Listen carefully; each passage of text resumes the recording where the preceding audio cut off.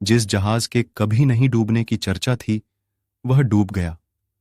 हादसे में 1500 के करीब लोग भी मारे गए। इसे 110 साल बीतने के बाद भी सबसे बड़ा समुद्री हादसा माना जाता है। हादसे की जगह से अवशेषों को सितंबर 1985 में हटाया गया था।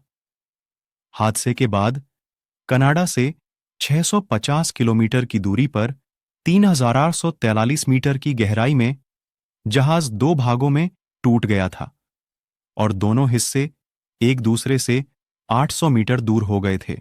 इस हादसे के 110 साल बाद भी आज भी इस हादसे को लेकर रहस्य बना हुआ है।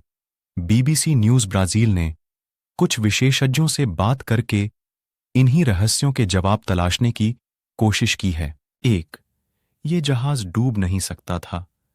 इस विशालकाय जहाज के बारे में कहा गया था कि यह डूब नहीं सकता। ईश्वर भी इसे डूबा नहीं सकते। इस भरोसे की अपनी वजहें भी थीं। रियो डी जेनेरियो की फेडरल यूनिवर्सिटी में department of naval and ocean engineering विभाग के प्रोफेसर और इंजीनियर अलेक्जेंडर द पिन्हो अल्हो ने बताया, इंजीनियरिंग के लिहाज से देखें तो यह डिजाइन के आधार पर विकसित पहला जहाज था। जहाज में कई वाटरटाइट कंपार्टमेंट बनाए गए थे, यानी अगर जहाज का कोई कमरा पानी से भर जाए तो वह दूसरे कमरे को। इस जहाज को तैयार करने के दौरान कुछ मुश्किलें भी हुई थीं।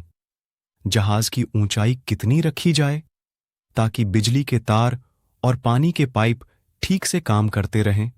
इस पर प्रोफेसर अल्हो के मुताबिक इस पर सोच विचार करने के बाद उन लोगों ने जहाज की ऊंचाई निर्धारित की थी।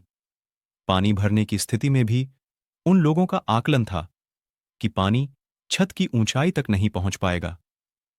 उन्होंने छत पर भी सुरक्षित कंपार्टमेंट्स बनाए थे। लेकिन तब किसी ने आइसबर्ग से जोरदार टक्कर के बारे में सोचा नहीं होगा।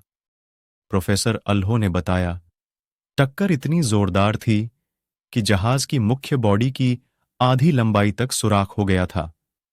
ऐसी परिस्थिति में पानी छत तक पहुंच गया था।